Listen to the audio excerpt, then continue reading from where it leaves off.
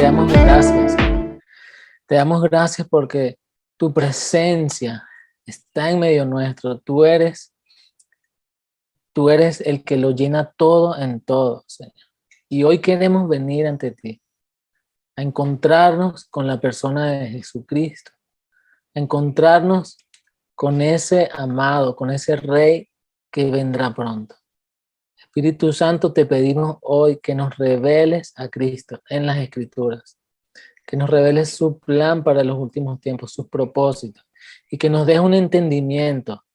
Alumbra los ojos de nuestro entendimiento para poder ver más allá, para comprender y ser capaces de percibir y experimentar lo que tú tienes para nosotros, Señor. Ayúdanos en este tiempo y habla a través de mí, Señor, te lo pido. Esperamos tu manifestación a través de esta clase. Te lo pedimos en el nombre de Jesús. Amén. Amén.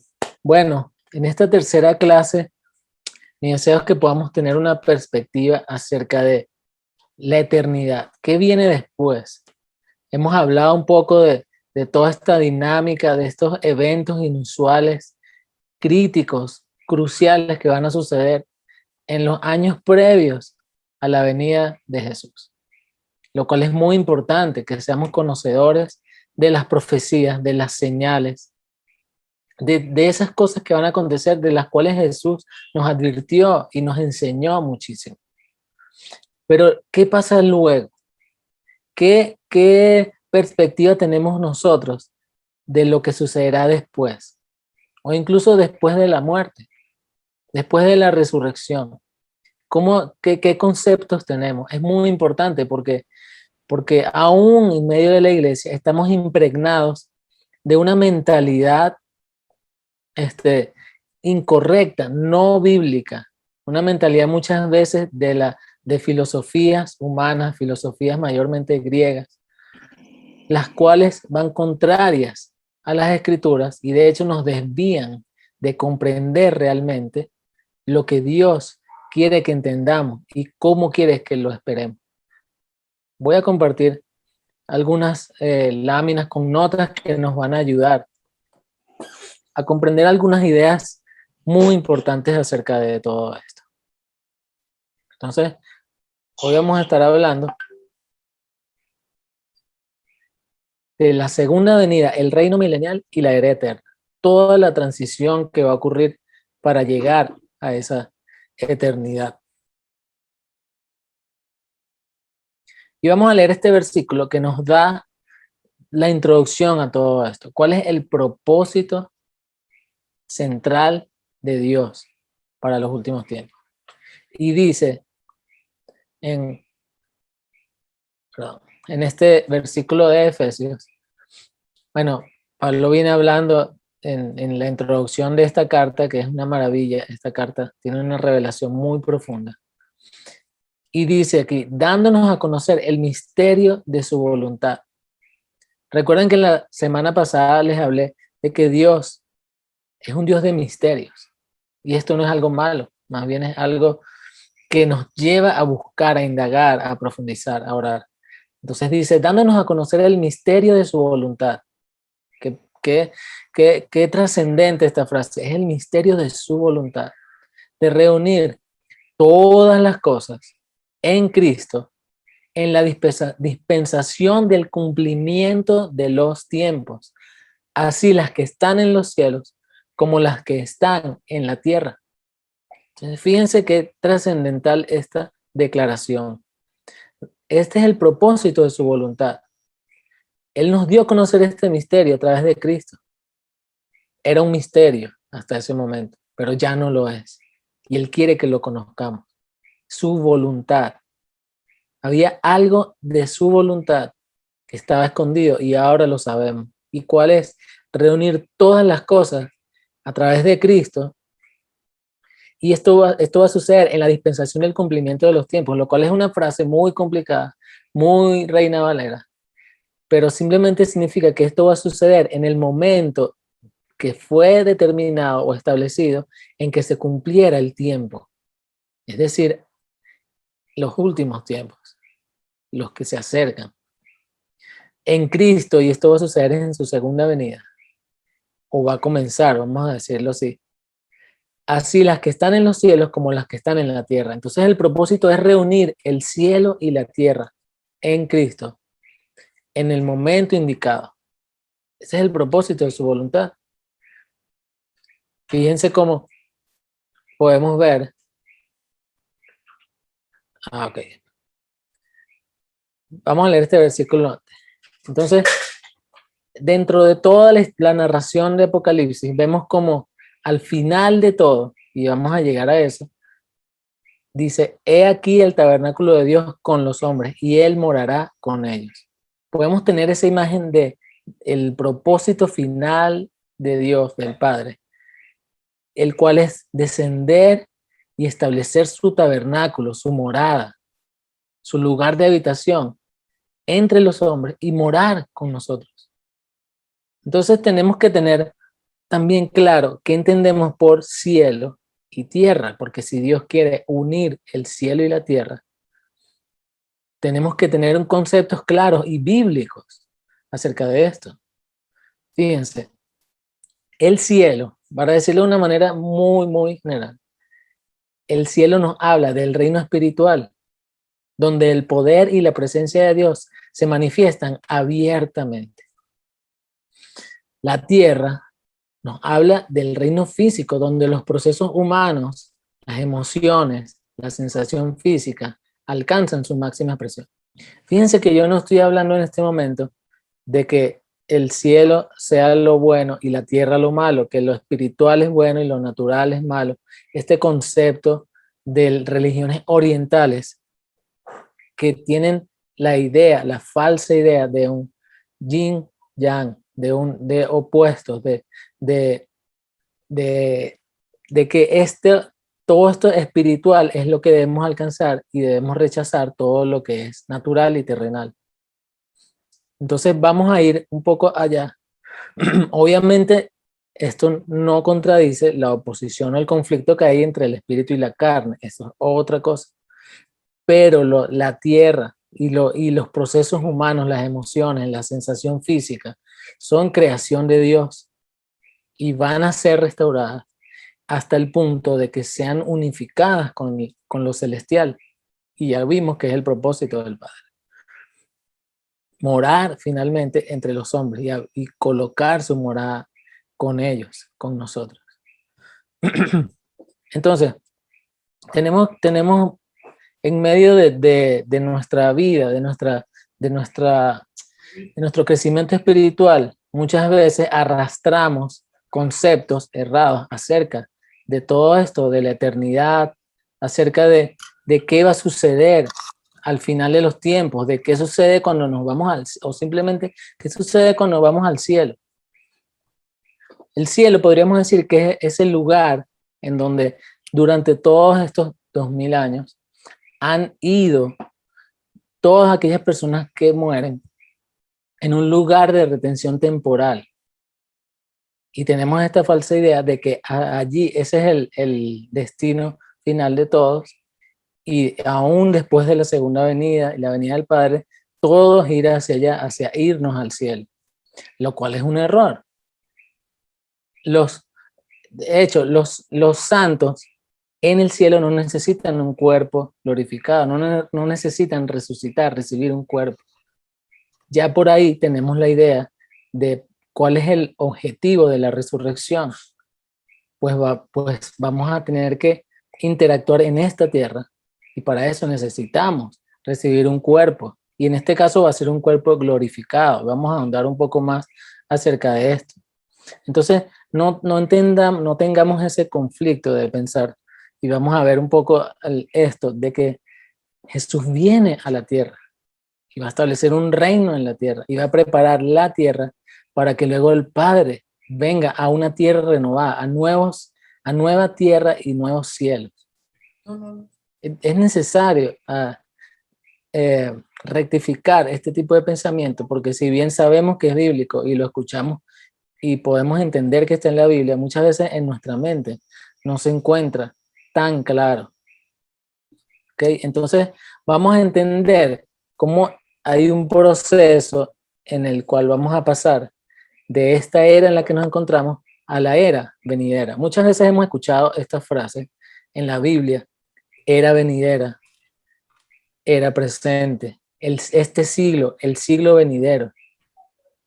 Entonces, y Jesús usaba mucho esto, porque vamos a pasar de una era en la que nos encontramos, cuando la palabra o la traducción Reina Valera dice siglo, se refiere muchas veces a este mundo, pero también se refiere a esta era, a este momento de la historia en el que nos encontramos. Y cuando hablan de la era venidera, es que va a ocurrir un cambio, una transición a otro tiempo, a otra época. Entonces, tiene que suceder muchas cosas para que esto cambie de esta manera. Y esto es lo que vamos a estar viendo. Nada más por decir un ejemplo, y yo quise poner este versículo, este pasaje de 1 Corintios, porque es muy, muy claro cómo establece el orden en el que deben suceder las cosas. Pablo, en 1 Corintios 15, capítulo 15, es un pasaje clave para entender todo esto acerca de los últimos tiempos. Y Pablo estaba hablando acerca de la resurrección.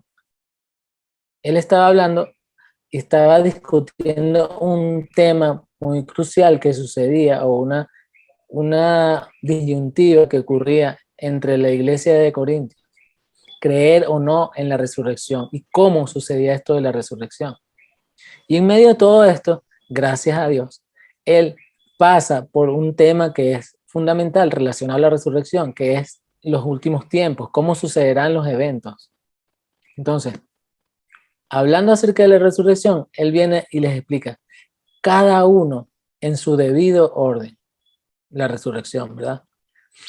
Cristo las primicias, es decir, Cristo fue el primero en resucitar. Y lo creemos, esa es la base de nuestra fe, la resurrección de Cristo, y creer que nosotros resucitaremos junto con Él. Es uno de los fundamentos más básicos y más importantes de nuestra fe, que incluso es creído por distintas otras manifestaciones del cristianismo, como la Iglesia Católica. No hay duda, aunque muchos no mediten y no entiendan muy bien esto, declaran: yo creo en la resurrección y que resucitaré, así como Cristo resucitó. Entonces, en base a esto, fíjense cómo nos lleva a entender los últimos tiempos. Cristo las primicias, Cristo primero. Luego, los que son de Cristo, es decir, nosotros. ¿Cuándo resucitaremos? Tú y yo, en su venida, es decir, en su segunda venida. Y luego, el fin, cuando entregue el reino. Y vamos a ver que aquí menciona que Jesús primero debe reinar. Al Dios y Padre, cuando haya suprimido todo dominio, toda autoridad y toda potencia. Y nos va abriendo un poco el entendimiento de cuál es la necesidad del reino milenial. Porque es preciso, dice Pablo, es necesario que Jesús reine hasta que haya puesto todos sus enemigos debajo de sus pies. ¿Ok? Entonces, varios propósitos del reino de Jesús: suprimir todo dominio, toda autoridad y toda potencia, y poner todos sus enemigos debajo de sus pies. Y el postrer enemigo, es decir, el último enemigo en ser destruido, ¿cuál va a ser? La muerte. Es por eso que nos dirigimos hacia la eternidad, hacia la vida eterna. Porque todas las cosas las sujetó debajo de sus pies. Y cuando dice que todas las cosas han sido sujetadas a Él, claramente se exceptúa a aquel que sujetó a Él todas las cosas, es decir, al Padre. Una de las características de Jesús es su humildad, al sujetarse al Padre. Lo vimos claramente en su primera venida, pero Él continúa esta cualidad de humilde al mantenerse sujeto al Padre hasta el fin. Y finalizamos con esto. Pero luego que todas las cosas le estén sujetas, entonces el Hijo mismo se sujetará a aquel que sujetó a Él todas las cosas, para que Dios sea todo en todos. Y esto nos habla de la última etapa, que es la eternidad. El Padre descendiendo a la tierra, morando entre nosotros, y Dios será todo en todos. Y vamos a ver esto paso a paso en el libro de Apocalipsis. Pero fíjense qué interesante, como esto es simplemente un ejemplo, este pasaje de Corintios, pero hay muchos que nos dan este orden que Dios estableció en que sucederían las cosas. Es muy interesante, son mini líneas del tiempo que se encuentran en la palabra, bueno, que son maravillosas de estudiar desde distintos ángulos. Esto se refiere a la resurrección, pero hay distintas formas de ver cómo va a ser todo esto. Entonces, de manera muy básica, voy a presentarles esta pequeña línea del tiempo. Nos encontramos en la era presente.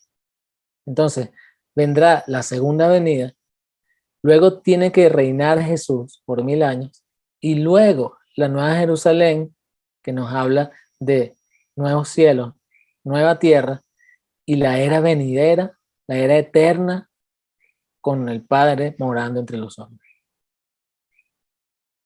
Fíjense que en ningún momento se trata de que morimos, nos vamos al cielo y estamos en el cielo flotando entre las nubes, tocando un arpa durante todo el resto de nuestra vida. No, así no es el concepto de los últimos tiempos o la perspectiva de eternidad que debemos tener. Entonces es muy interesante esto a la hora de abordar los últimos tiempos.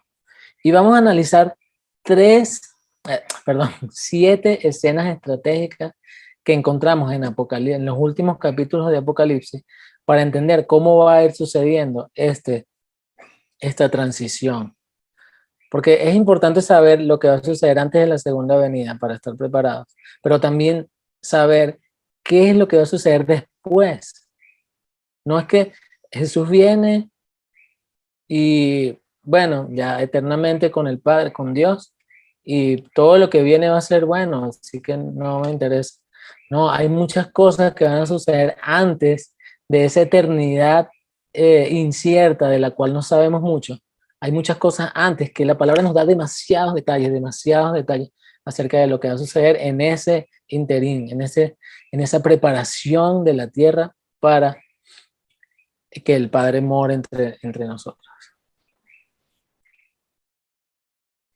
Entonces, escena número 1, vamos a estar basándonos en los últimos capítulos de Apocalipsis, que nos hablan, si se recuerdan de la semana pasada, esta es la última sección cronológica de Apocalipsis, la cual comienza con la entrada triunfal de Jesús hacia Jerusalén. Y aquí vamos a aprovechar de mencionar algunos conceptos importantes. Apocalipsis 19, 11 al 16. No voy a leer todo, pero algunos detalles. En esta sección Jesús va a través de la tierra hacia Jerusalén para la batalla final. El remanente no salvo de Israel recuerda la palabra de que un rey judío, haciendo los milagros de Moisés, vendrá para derrotar a los ejércitos del anticristo. Y es allí donde reconocen a Jesús como su Salvador. Fíjense cómo comienza esto. Juan, teniendo esta última visión, dice: entonces vi el cielo abierto, y he aquí un caballo blanco, y el que lo montaba se llamaba Fiel y Verdadero, y con justicia juzga y pelea. Sus ojos eran como llama de fuego, y había en su cabeza muchas diademas, y tenía un nombre escrito que ninguno conocía. Estaba vestido de una ropa teñida en sangre, y su nombre es el Verbo de Dios. Esta ropa teñida en sangre es una alusión directa a la profecía de Isaías en el capítulo 62, la cual nos da más detalle de esta entrada triunfal de Jesús. Y en el capítulo 63, corrijo. Y fíjense cómo es muy parecido. Isaías 63, 1 dice: ¿quién es este que viene de Edom? Lo cual es alrededor de la zona de Jordania, al sur. De Bosra, lo cual es el norte de Arabia Saudita, con vestidos rojos. Hermoso en su vestido, que marcha en la grandeza de su poder. Yo, el que hablo en justicia, grande para salvar. ¿Por qué es rojo tu vestido y tus ropas como del que ha pisado el lagar? Y estamos hablando de un Jesús que viene batallando, entre otras cosas, para liberar a los cautivos de Israel y entrar triunfalmente a Jerusalén no sin antes tener que enfrentar una batalla de todas las naciones en contra de él, lo cual está profetizado en distintos pasajes de la palabra. Quizás vamos a ver algunos ahora, y así derrotar al anticristo y establecer o comenzar a establecer su reino. Todo esto es en lo que inicia esta transición. Obviamente ya Jesús apareció en los cielos, ya fuimos arrebatados con él y entraremos triunfalmente con él, juntamente con él. Escena número 2, los siguientes versículos del 17 al 21. Jesús derrota al anticristo y a sus ejércitos en la batalla de Jerusalén. Dice Apocalipsis 19:17. Y vi a un ángel que estaba en pie en el sol y clamó a gran voz, diciendo a todas las aves que vuelan en medio del cielo, venid, venid y congregaos a la gran cena de Dios, para que comáis carne de reyes y de capitanes, y carnes de fuertes, carnes de caballos y de sus jinetes, y carnes de todos, libres y esclavos, pequeños y grandes. Esto describe una matanza asombrosa, y es necesario conocer al Jesús guerrero, al jefe de los ejércitos, al que viene poderoso en batalla. Nos gusta cantar esto cuando hacemos guerra espiritual y recordamos aquellos coros y declaramos acerca de guerra, el poderoso, el fuerte y valiente Jehová de los ejércitos, pero muy poco nos imaginamos a Jesús, a nuestro amado Jesús, a Jesús de Nazaret, montado en un caballo, peleando con una espada que sale de su boca, con resplandor como de fuego, como el sol, eliminando a sus enemigos, manchando sus vestiduras en sangre y matando a todos sus enemigos. Y aún lo podría decir así, y estableciendo un gobierno totalmente con toda la autoridad, que muchos podían describirlo como dictatorial y autoritario. Pero eso es lo que viene a ser Jesús. Entonces, debemos conocer el propósito de su plan y debemos conocer el corazón de Dios al establecer este plan. Jesús no hace esto de la noche para la mañana. Recuerden que venimos de 3 años y medio de juicios que van en incremento, incremento e incremento, probando el corazón del hombre y probando de que el hombre, todos los seguidores del anticristo, han sido reprobados y que aumentan su maldad, aún sabiendo que Dios los está juzgando y no se arrepiente. Entonces, esto es lo que sucede aquí, descrito en infinidad de profecías del Antiguo Testamento. Ezequiel 30, capítulo 39 nos habla de este gran banquete que se harán las aves con los cuerpos de aquellos enemigos de Jesús. Mateo 24 también nos habla y dice que vienen y se congregan donde está el cadáver, allí vendrá el buitre. Y habla de esta misma escena. Ocurre esta batalla. Y la batalla en Jerusalén es muy importante que estemos claros, perdón, que muchas veces se habla de la batalla de Armagedón o de Armagedón, se refiere a un cataclismo, a un meteorito cayendo en la tierra, a la destrucción del mundo. Pero Armagedón es el lugar donde se va a realizar esta batalla. Porque en los últimos tiempos todo se va a centrar en la persona de Jesús, quién es Jesús, y en la zona geográfica o la ciudad de Jerusalén. Va a ser la controversia acerca de Jerusalén. Hoy Jerusalén es un centro de conflicto y controversia. Y eso va a aumentar hasta que en los últimos tiempos, en el reinado del anticristo y en la segunda venida, todo se va a centrar en ir a Jerusalén a pelear en contra de Dios. Y esa es la batalla final. Todas las naciones concentradas en el valle de Megido o Armagedón, el valle de Megido. Allí, entre el monte Carmelo y los valles que se encuentran allí a las afueras de Jerusalén se va a realizar esta batalla, la cual Jesús va a ganar con su poder y con sus ejércitos, ángeles, etcétera. Y una vez que suceda esta victoria, vemos que comienza a hablarnos Apocalipsis de los 1000 años en el capítulo 20. Y Juan recibe esta otra visión, lo cual, como les expliqué, sigue en orden cronológico. Dice capítulo 20, versículo 1. Juan, bien, vi a un ángel que descendía del cielo con la llave del abismo y una gran cadena en la mano. Esto tiene que suceder justo antes, justo al momento de comenzar el milenio.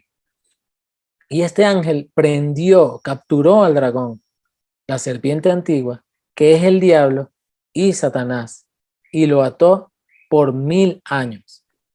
No al anticristo, no es al falso profeta, estamos hablando aquí de Satanás. El ángel recibe la orden de atar con una cadena y enviar al abismo por 1000 años a Satanás.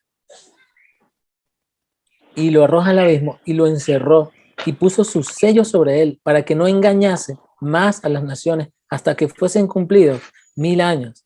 Y después de esto debe ser desatado por un poco de tiempo. Vamos a ir avanzando un poco más para entender cuál es el propósito de que Dios hiciera esto. Lo cierto es que el plan era así. Satanás es atado, encerrado en el abismo por esta cantidad de 1000 años, para luego aparecer o ser desatado por un poco de tiempo al final de estos 1000 años. Esto, ok, del 1 al 3. Isaías 24, 21, para que también tengan una idea de cómo la palabra, no es que es Apocalipsis porque alguien decidió interpretarlo así. Estas profecías han estado por años y han sido estudiadas y esperadas por el pueblo de Dios, por el pueblo de Israel. Y de la misma manera, lo explican de la misma manera. Fíjense, Isaías 24, 21 al 23. De hecho, les hago un paréntesis. Isaías 24, 25, 26 y 27, muchos lo llaman, por lo menos yo lo llamo así, el pequeño Apocalipsis. Aquí encontramos referencias a todos los eventos de los últimos tiempos de una manera increíble, asombrosa. Es necesario estudiar estos 4 capítulos. Y dice, acontecerá en aquel día que Jehová castigará al ejército de los cielos en lo alto y a los reyes de la tierra sobre la tierra. Es un castigo, una guerra total contra todos los gobernadores en las regiones celestes y contra los reyes en la tierra que se alían al anticristo. Y serán amontonados como se amontonan los encarcelados en mazmorra, y en prisión quedarán encerrados y serán castigados después de muchos días. Es decir, en prisión van a quedar y después de muchos días serán castigados. Es decir, después de muchos días, después de 1000 años. Y el castigo, vamos a ver que va a ser el lago de fuego. Entonces, una vez que es encerrado Satanás por 1000 años, pasamos a la siguiente escena. Escena número 4. Y comienza, aquí no nos va a dar todos los detalles, pero comienza un poco la dinámica del reinado de Cristo, del milenio. Dice, y vi tronos, y se sentaron sobre ellos los que recibieron facultad para juzgar.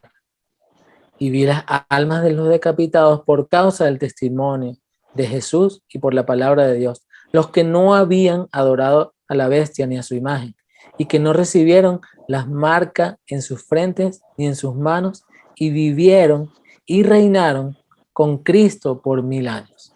Entonces, tenemos a varios grupos aquí. Bueno, vamos a terminar de leer. Pero los otros muertos no volvieron a vivir hasta que se cumplieron 1000 años. Esta es la primera resurrección.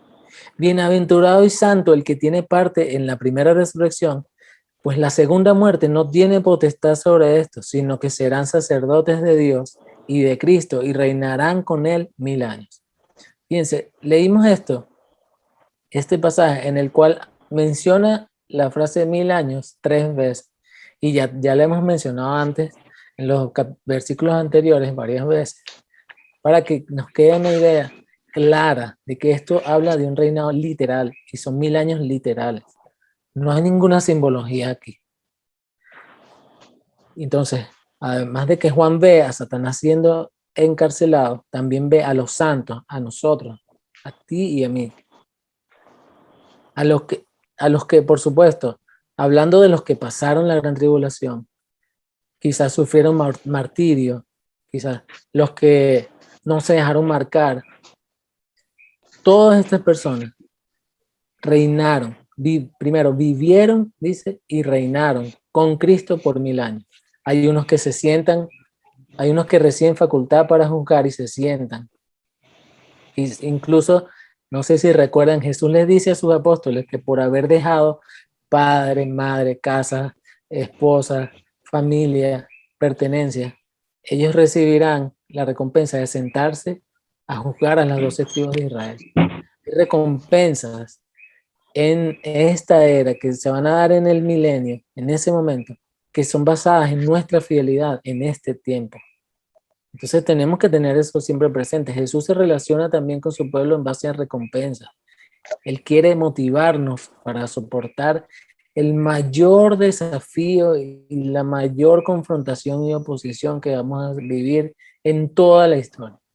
Y para eso ha establecido recompensas. Entonces, dice muy claro aquí, los otros muertos, porque aquí también van a participar, no solo nosotros que estemos vivos, si estamos vivos para la venida de Jesús y somos arrebatados con Él, recibimos cuerpos glorificados, los que están muertos en Cristo, los creyentes, también resucitan y reciben su cuerpo glorificado para reinar con Jesús. Pero todo el resto de los que murieron durante toda la historia no resucitarán allí. No volvieron a vivir, dice literalmente, sino que esperarán hasta el final del milenio para la segunda resurrección y segunda muerte. Pero los que participen de la primera resurrección, es decir, de la resurrección en la segunda venida o arrebatamiento, ellos no sufrirán ningún daño ni ninguna posibilidad de la segunda muerte, es decir, de morir eternamente. Esto debe quedar bien claro. Si tienen alguna duda al final lo aclaramos. Y pasamos a la escena número 5.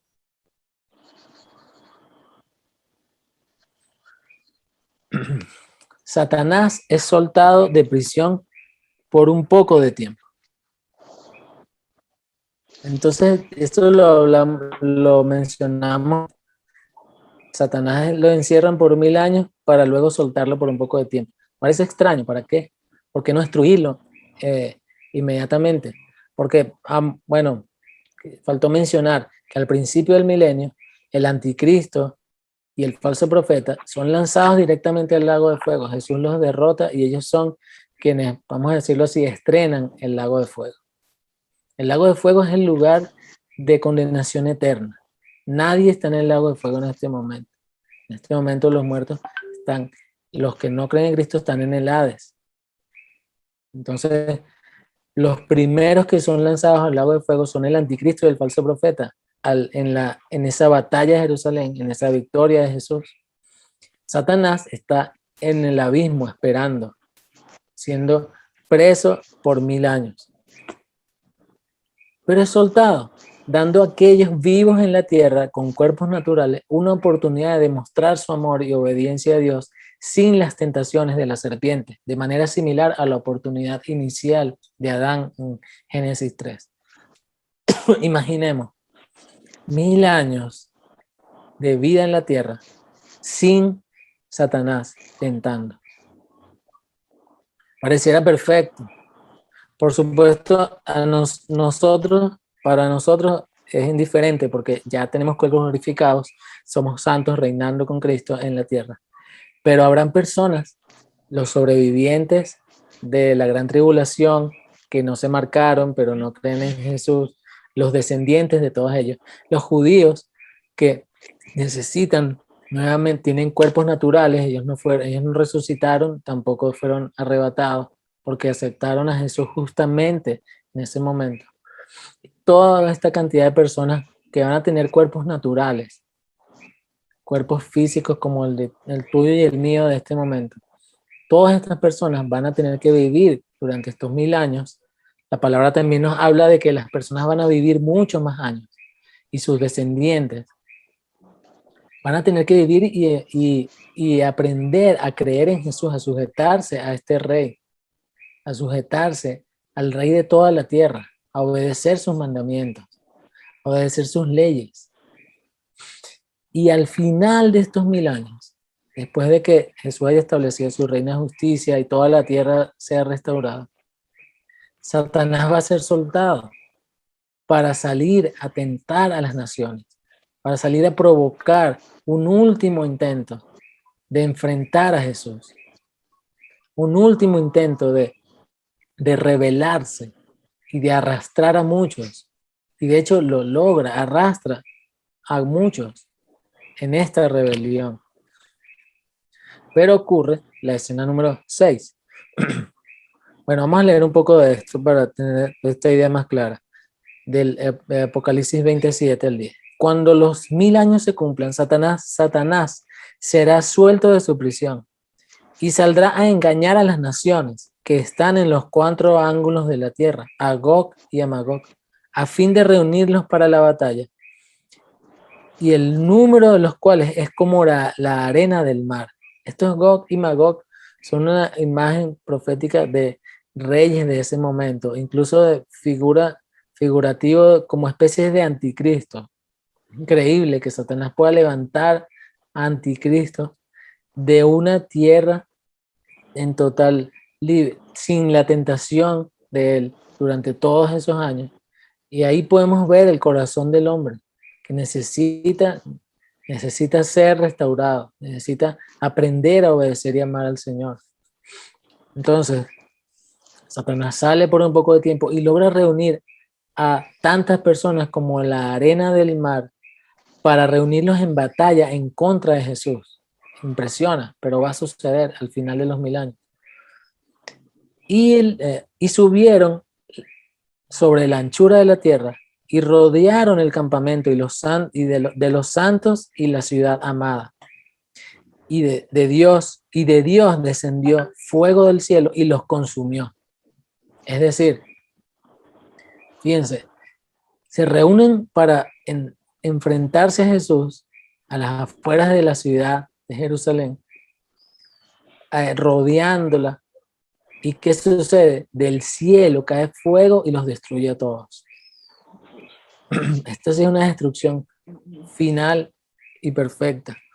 Y el diablo que los engañaba fue lanzado en el lago de fuego y azufre, donde estaban la bestia, es decir, el anticristo, y el falso profeta. Y serán atormentados día y noche por los siglos de los siglos. Esto es lo que sucede al final del milenio. El otro evento importante que va a suceder al final del milenio es Apocalipsis 20 del 11 al 15, es el gran juicio del trono blanco. Es importante aclarar para qué es este juicio. Nosotros, los que estemos vivos en la segunda venida, lo vuelvo a repetir, y seamos arrebatados y nos unamos con los que resuciten, que hayan muerto en Cristo hasta ese momento, vamos a recibir nuestra recompensa en el tribunal de Cristo, como lo dice Pablo, 1 Corintios 3. Y vamos a recibir nuestra recompensa y comenzaremos a reinar con Cristo, con nuestros cuerpos glorificados. Pero los que murieron a través de toda la historia sin creer en Jesús, y todos los que mueran sin creer en Jesús durante el milenio, van a tener que enfrentar este juicio. Este es el momento del juicio final, al final del milenio. Y dice Juan, vi un gran trono blanco y al que estaba sentado en él, de delante del cual huyeron la tierra, el cielo y ningún lugar se encontró para él. Bueno, habla de una majestuosidad y algo tan imponente como lo que va a suceder aquí, el juicio final. Y a los muertos, grandes y pequeños, de pie ante Dios. Y los libros fueron abiertos. Y otro libro fue abierto, el cual es el libro de la vida. Y fueron juzgados los muertos por las cosas que estaban escritas en los libros, según sus obras. Obviamente el que no está escrito en el libro de la vida, pues no tiene derecho a la vida eterna. Y el mar entregó sus muertos que había en él, y la muerte y el Hades entregaron los muertos que había en ellos, y fueron juzgados cada uno según sus obras. Y la muerte y el Hades fueron lanzadas al lago de fuego. Como decía el otro pasaje que leímos en 1 Corintios 15, y el postrer enemigo en ser derrotado será la muerte. Aquí vemos cómo la muerte es derrotada y es lanzada al lago de fuego, literal como una persona, y no habrá más muerte de ahí en adelante. Y es lo que nos dice, y esta es la segunda muerte. Y el que no se halló inscrito en el libro de la vida fue lanzado al lago de fuego. Y pasamos a la última escena, 21, Apocalipsis 21, 1 al 8. ¿Qué sucede después de todo esto? Jesús derrota a sus enemigos, a Satanás, al anticristo, al falso profeta. Todos los que no creyeron en Cristo y no están en el libro de la vida son lanzados al lago de fuego.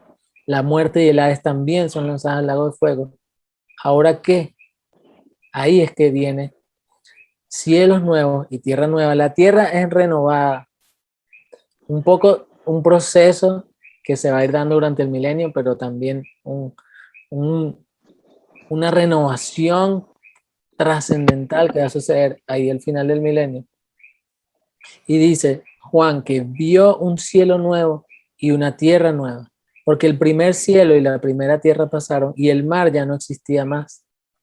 Entonces, este cielo nuevo y tierra nueva no significa que la tierra como la conocemos va a explotar, desaparecer, volverse nada y Dios va a poner una nueva. No. Así tal y como la palabra dice que nosotros somos nuevas criaturas y las cosas viejas pasaron, aquí son hechas nuevas. Nosotros no, nosotros seguimos siendo los mismos, pero hemos sido transformados, renovados. Todo lo viejo pasó, ahora todo es hecho nuevo. De la misma forma, es el mismo lenguaje. El primer cielo y la primera tierra pasaron y el mar ya no existía más. Y dice, y yo Juan vi la santa ciudad, la nueva Jerusalén, descender del cielo de Dios, dispuesta como una esposa ataviada para su marido. Entonces la nueva Jerusalén desciende del cielo y es establecida sobre la tierra, sobre una tierra renovada. Es una nueva Jerusalén que es muchísimo más grande que la Jerusalén, la ciudad de Jerusalén terrenal, y es establecida en la tierra. Este pasaje la describe como una esposa ataviada para su marido. Muchas personas discuten el hecho de que, entonces, ¿quién es la esposa? ¿La iglesia o la Nueva Jerusalén? Pero no hay contradicción. Apocalipsis se puede dar el derecho de describir a la Nueva Jerusalén de esta forma, como una esposa ataviada para su marido.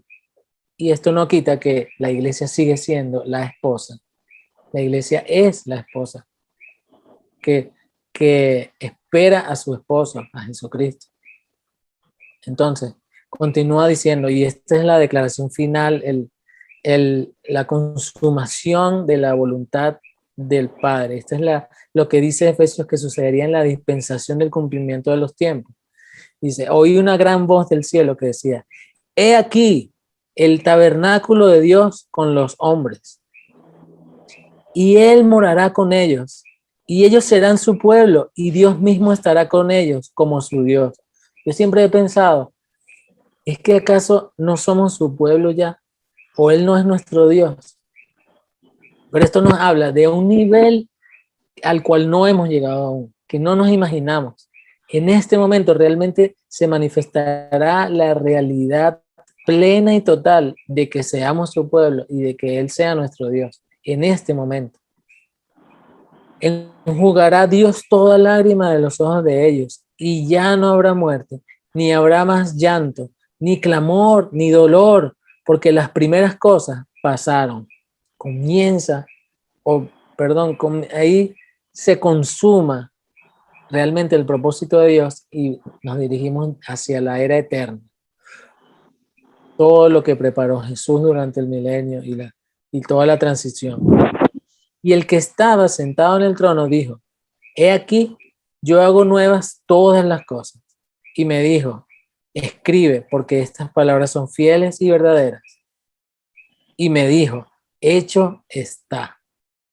Esto es muy parecido al consumado es de Jesús en la cruz. Este hecho está, cierra todo el propósito del Padre, todo el plan. Hacia allá vamos. Fíjense todo lo que hay entre este hecho está y la segunda venida, o si lo podríamos considerar en el día de nuestra muerte, hasta este momento. No podemos ignorar todas estas verdades, estas realidades de las cuales nos habla la palabra. Dice, hecho está, yo soy el alfa y la omega, el principio y el fin. Al que tuviere sed, yo le daré gratuitamente de la fuente del agua de la vida. El que venciere heredará todas las cosas, y yo seré su Dios, y él será mi hijo. Pero los cobardes, los incrédulos, los abominables, los homicidas, los fornicarios, los hechiceros, los idólatras, todos los mentirosos tendrán su parte en el lago que arde con fuego y azufre, que es la muerte segunda. Parece fuerte, pero por alguna manera, de alguna forma era necesario aclarar esto, dejar esto al final y no dejarlo solo con la buena noticia. Y es que es necesario de estar conscientes de lo importante que es nuestra fidelidad, mantenernos fieles en estos tiempos, para que lleguemos, para que heredemos las promesas, para que experimentemos esa realidad que Dios Padre ha preparado para nosotros. Ahora que hemos visto estas 7 escenas, las voy a mostrar en esta línea del tiempo que ustedes van a recibir o ya deben haber recibido en la carpeta con el material para esta clase. Además, hay una sección más extensa que nos habla de detalles del milenio. Sé que muchos tendrán preguntas acerca de esto.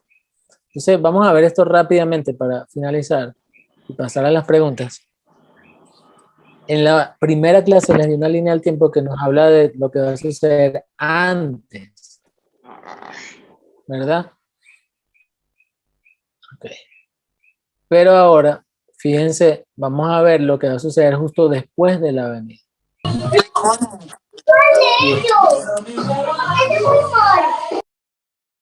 Entonces, vemos aquí la séptima trompeta, segunda venida de Jesús, descrita en Apocalipsis 11. Luego vamos a tener lo que se llama la procesión de la segunda venida, porque ocurren muchas cosas entre Jesús aparecer en el cielo y entrar triunfalmente a Jerusalén. Ocurre la primera resurrección, que es lo que les dije, los muertos en Cristo resucitan primero, los que estamos vivos somos arrebatados juntamente con Él y nos unimos a esa resurrección. Durante ese tiempo son derramadas las copas, ocurre la campaña de Armagedón, es decir, este grupo de naciones que se unen en contra, para preparar esta guerra en contra de Jesús. Jesús libera a los cautivos de Israel en su procesión desde Arabia Saudita, Jordania, hasta llegar a Jerusalén. Y Jesús pisa el lagar de la ira de Dios, es ahí donde mancha sus vestidos, enfrentando cuerpo a cuerpo a todos sus enemigos, todos los que se enfrenten, finalmente enfrentando al anticristo. Jesús entra triunfalmente a Jerusalén, en lo que leímos hoy. El anticristo justo en ese momento y el falso profeta son lanzados al lago de fuego y Satanás arrojado al abismo por 1000 años. Todo esto ocurre en este momento. Y comienza el milenio. Jesús reina en Jerusalén, los santos reciben facultad para reinar, se sientan en tronos y la tierra es gradualmente restaurada hasta el nivel del jardín del Edén.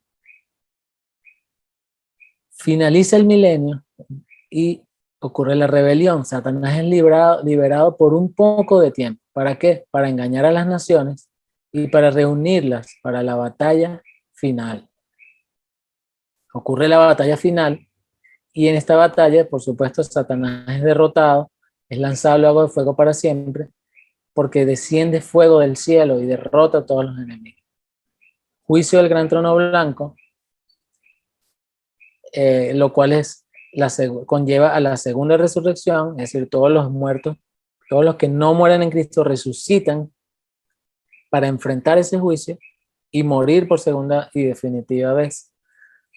Todos los muertos impíos son juzgados y lanzados al lago de fuego. Y finalmente el Padre establece su trono en la tierra. Comienza la eternidad, cielos nuevos y tierra nueva. Y así terminamos estas 7 escenas, estrategias que nos dan una visión de lo que va a suceder después de la segunda venida hasta el final. Fíjense cómo esto nos abre la mirada a una cantidad de cosas que muchas veces ignoramos, de las cuales nos habla la palabra extensamente en los profetas del Antiguo Testamento, en el libro de Apocalipsis especialmente, y en una cantidad de pasajes que muchas veces la iglesia ignora. Les animo creo que la primera semana les compartí el material acerca de los 150 capítulos de los últimos tiempos. Encontrarán, pues, y creo que después de toda esta información que les he dado, comenzar a estudiar estos capítulos poco a poco, ir relacionándolos con los últimos tiempos, va a abrir una visión increíble a cada uno de ustedes. Quisiera cerrar con este versículo, porque creo que al final de todo el Señor lo que quiere es encender nuestro corazón para anhelar todo esto de lo cual hemos hablado, todas estas cosas. Muchos le temen a enfrentar los últimos tiempos por pensar de que todo va a ser terrible y no vamos a poder soportarlo. Pero muchos, y dice la palabra, no recuerdo el pasaje en este momento, pero Pablo le enseñaba a los hermanos que es necesario que pasemos por mucha tribulación para entrar al reino de los cielos. Entonces, no hace falta que estemos vivos durante la gran tribulación, justo los años antes de Jesús, para enfrentar tribulación. Cada quien podría expresar de una manera cómo está viviendo tribulación por el hecho de mantenerse fiel a su fe. Actualmente muchos son martirizados en el Medio Oriente y están viviendo persecución y sufrimiento aún inimaginables. Pero la presión para quienes estamos en el occidente, para quienes tenemos en teoría libertad religiosa, va a ir en aumento, está profetizado. Hoy es necesario decirlo, pero este último mes, el mes de junio, pareciera que todas las agendas progresistas y humanistas decidieron desatarse totalmente y quitarse la máscara e ir de frente en cuanto al tema de la ideología de género. ¿Qué va a hacer la iglesia con respecto a eso? ¿Qué va a hacer de nosotros cuando nos levantemos realmente y nos opongamos a esta clase de cosas? Es allí donde la iglesia va a comenzar a ser vista como rebeldes, como intransigentes, como intolerantes. Y va a ser puesta a prueba nuestra fe. Y vamos a encontrarnos aún en medio de ambientes de libertad, enfrentando oposición, tribulación y presiones nunca antes vistas. Y es por eso que el Señor ha establecido especialmente este libro de Apocalipsis como una guía para nosotros enfrentar estos tiempos. Y dice en Apocalipsis 7, cuando Juan ve, él recibe esta visión de cuál cantidad inmensa de personas salieron de la gran tribulación ilesos. Y voy a leer en el 7, capítulo 7, versículo 13. Juan dice, entonces uno de los ancianos habló diciéndome, estos vestidos de ropas blancas, ¿quiénes son y de dónde han venido? Y yo le dije, tú, Señor, lo sabes. Y él me dijo, estos son los que han salido de la gran tribulación. y han lavado sus ropas y las han emblanquecido en la sangre de Cristo. Por eso están delante del trono de Dios y le sirven día y noche en su templo. El que está sentado y el que está sentado sobre el trono extenderá su tabernáculo sobre ellos. Ya no tendrán más hambre ni sed, y el sol no caerá más sobre ellos, ni calor alguno, porque el Cordero que está en medio del trono los pastoreará y los guiará a fuentes de agua de vida, y Dios enjugará toda lágrima de los ojos de ellos. Y es así como Dios espera que lo percibamos en medio de este tiempo de tribulación, en medio de este tiempo de dificultad, que veamos a un Padre que desea enjugar nuestras lágrimas y a un Cordero que desea pastorearnos y guiarnos a fuentes de agua de vida. Es ese Padre amoroso que va a tener que hacer un trabajo difícil al enfrentar a sus enemigos y espera que nosotros estemos correctamente asociados con Él en santidad, en pureza, para unirnos como una esposa que sabe lo que necesita su esposo, que participa junto con Él en esta tarea, en este tiempo crucial de la historia. Así que bueno, de esta manera finalizamos este curso, esta clase. Es para mí un gozo haberles servido en este tiempo. Voy a hacer una oración y pasamos al tiempo de preguntas para que podamos aclarar cualquier duda que haya surgido. Padre, te damos gracias, te alabamos y te bendecimos, Señor. Y yo te quiero pedir que derrames, Señor, una gracia especial sobre cada uno de mis hermanos y amigos que se encuentran en esta reunión, Señor, que es una reunión que tú has preparado, que tú has diseñado para alertar nuestros corazones, para animarnos a indagar y a buscar más acerca de ti. No queremos ser conocedores y sabios en cuanto a tiempos y señales, queremos ser conocedores y sabios en cuanto a tu corazón, en cuanto a lo que tú tienes preparado para las naciones, para nosotros, Señor. Y conocerte y anhelar tu venida es nuestro mayor deseo. Así que, Padre, enciende hoy los corazones de cada uno de nosotros. Llénanos más de ti y avívanos, Señor. Danos la gracia y la fortaleza para mantenernos fieles y firmes y no negar tu fe, aun cuando no entendamos lo severo de tu plan para estos tiempos. Seguir confiando en ti. Te lo pido en el nombre de Jesús. Amén. Amén. No olvides suscribirte a nuestro canal, darle a la campanita y seguirnos por nuestras redes sociales. Todas las semanas estamos subiendo más y más enseñanzas.